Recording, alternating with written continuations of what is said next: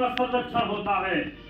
खून की होली भी होती है, दिवाली जैसा जश्न मनाया जाता है, लेकिन फिर भी हम मानव अधिकारों का उल्लंघन नहीं करते हैं, क्योंकि हम संविधान का पालन करते हैं। परम आदरणीय अध्यक्ष महोदय, परम सम्माननीय निर्णायक समिति एवं मेरे प्यारे सभी साथियों, आप सभी को मेरा सादर नमस्कार। मैं आरक्षक आलोक भारतीय आप सभी के समक्ष मानव अधिकारों के संरक्षण के पक्ष में अपने विचार प्रकट करना चाहता हूं। परम आदरणीय अध्यक्ष महोदय, मैं एक पुलिस का सिपाही हूं और मेरे लिए संविधान ही गीता, कुरान और बाइबल है। संविधान से बढ़कर मेरे लिए कुछ भी नहीं है। परम आदरणीय अध्यक्ष महोदय, पुलिसकर्मी होने के नाते मानव अधिकारों का संरक्षण करना ही हमारा परम धर्म है। मैं अपने साथियों को यह बताना चाहूंगा कि संविधान के अनुच्छेद 33 के अनुसार संसद को यह शक्ति प्राप्त है कि विभिन्न प्रकार की विषम परिस्थितियों में सशस्त्र बलों के अधिकारों को प्रतिबंधित किया जा सकता है, ताकि हम अपने अधिकारों की परवाह किए बिना देशवासियों के अधिकारों की रक्षा कर सकें, देशवासियों के आत्मसम्मान और मान मर्यादा को बचा सकें, क्योंकि हमारे लिए देशवासियों की सुरक्षा ही सर्वोपरि है। और सही मायने में देखा जाए तो पुलिस विभाग का गठन ही देश की आंतरिक सुरक्षा व्यवस्था को बनाए रखने के लिए हुआ था, जिसका परम कर्तव्य है कि वह देश के प्रत्येक नागरिक के मानवाधिकारों को संरक्षण करे। देश की बाहरी ताकतों के लिए सेना है, लेकिन आंतरिक सुरक्षा की जिम्मेदारी पुलिस विभाग की ही है। और मेरे अपने साथियों की यह दुविधा भी दूर करना चाहता हूं, जो कहते हैं कि पुलिस के मानवाधिकार नहीं होते हैं क्या।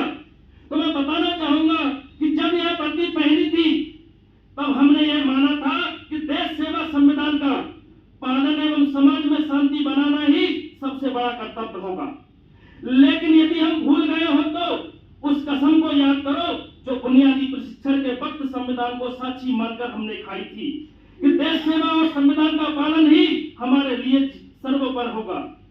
परम आदरणीय अध्यक्ष महोदय, माननीय सर्वोच्च न्यायालय के द्वारा 1964 में रामस्वरूप बनाम भारत संघ के मामले में यह स्पष्ट उल्लेख किया था कि एक सुरक्षा कर्मी के लिए देश सेवा, देशवासियों की सुरक्षा एवं उनके अधिकारों की रक्षा ही सर्वोपरि है।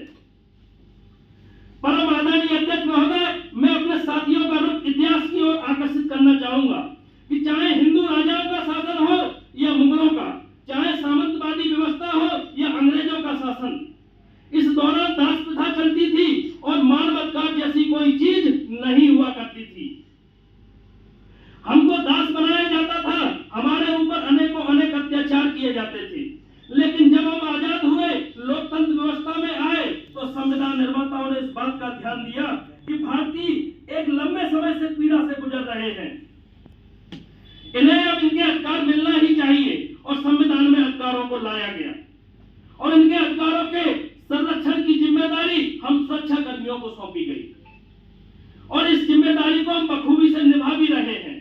आदरणीय अध्यक्ष महोदय, मुझे यह बताते हुए बड़ा ही हर्ष हो रहा है और मैं अपने आप को गौरवान्वित महसूस कर रहा हूं कि मैं एक ऐसे विभाग में हूं जहां पर मानव अधिकारों का संरक्षण संपूर्ण देश में सबसे ज्यादा किया जाता है। आदरणीय अध्यक्ष महोदय, मानव का जन्म लेना भाग्य की बात है, लेकिन पुलिस में भर्ती होना सौभाग्य की बात है। परम आदरणीय अध्यक्ष महोदय, आज मानव अधिकारों के संरक्षण करने की वजह से ही हम लोग देश के लोगों का विश्वास जीतने में सफल हुए हैं और लोगों के विश्वास के वजह से ही हम अपने कर्तव्यों का निर्वहन कर पा रहे हैं। यदि हम ही मानव अधिकारों का संरक्षण नहीं करेंगे तो कौन करेगा, और लोगों का विश्वास भी हमसे उठ जाएगा, जिससे अशांति का माहौल बनेगा। हालांकि देश में कुछ ऐसे शरारती तत्व होते हैं जो ये चाहते हैं कि पुलिस के द्वारा मानव अधिकारों का उल्लंघन किया जाए, ताकि लोगों को भ्रमित कर भड़काया जा सके और पुलिस के विरुद्ध माहौल बनाकर अशांति का माहौल उत्पन्न हो सके। जैसा कि हमारी दीदी ने बताया कि अभी गुर्जर आंदोलन में ऐसा ही हुआ था कि कुछ चंद लोगों ने संपूर्ण समाज को उत्साह करके और पुलिस के विरुद्ध खड़ा कर दिया। एवं समाज में कई प्रकार के अपराधी होते हैं, इनके ऊपर इनके मानव अधिकारों को ध्यान में रखकर हमें कार्रवाई करनी होती है और इस जिम्मेदारी को हम सही तरीके से निभाते हैं, क्योंकि हमें बुनियादी प्रशिक्षण दिया गया है जिसमें हम लोगों को शारीरिक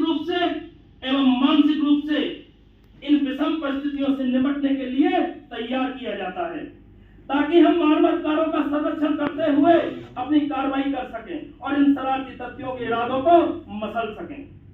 एक समय हुआ करता था जब पुलिस की छवि लोगों के मन में अच्छी नहीं थी और लोग खुद ही न्याय करने के लिए निकल पड़ते थे, जिसका परिणाम अशांति होता था। जैसे कि मैं उदाहरण के रूप में लेना चाहूं तो पान सिंह तोमर और बुलंदशहर जैसे हमारे सामने कुछ उदाहरण हैं। लेकिन आज हम ये दावे के साथ कह सकते हैं कि समाज में पुलिस की छवि में अतुलनीय सुधार हुआ है। आज अपराधी को भी पता है कि हमने जो अपराध किया है उसकी सजा हमें न्यायालय द्वारा दी जाएगी, ना कि पुलिस के द्वारा। और फरियादी को भी विश्वास होता है कि उसे न्याय अवश्य मिलेगा, इसलिए वह भी खुद न्यायाधीश बनने की कोशिश नहीं करता है। यह विश्वास हमारे ऊपर जो है उसका कारण मानव अधिकारों का संरक्षण करने की वजह से ही है। परम आदरणीय अध्यक्ष महोदय, अभी हाल ही में घटित कोरोना महामारी के दौरान हम पुलिस कर्मियों ने अपने अधिकारों की परवाह किए बिना लोगों के मानव अधिकारों का संरक्षण किया, जिससे हमारी छवि में अतुलनीय सुधार हुआ। और आज जो साइबर अपराधों ने रफ्तार पकड़ी है उस पर अंकुश लगाने के लिए हमें लोगों के साथ की जरूरत है, ताकि हम इन पर अंकुश लगाकर लोगों के मानव अधिकारों को सुरक्षित किया जा सके। अभी तत्काल में हमास और इजराइल युद्ध को देखा जाए कि चंद हमास के लोगों ने इजराइल को उकसाया और उनको उकसाकर इजराइल ने सभी मानवाधिकारों जैसी चीजों को ध्वस्त कर दिया और मानवाधिकारों का इजराइल नहीं बल्कि दोनों देशों की तरफ से उल्लंघन किया जा रहा है, जिससे सभी अरब देश एकत्रित हो गए हैं और ऐसा अनुमान लगाया जा रहा है कि जैसे तृतीय विश्व युद्ध की आशंका जताई जा रही है। ये बहुत ही निंदनीय है। और अंत में मैं इन चंद पंक्तियों को बोलकर अपनी वाणी को विराम देना चाहूंगा कि तनवीर पर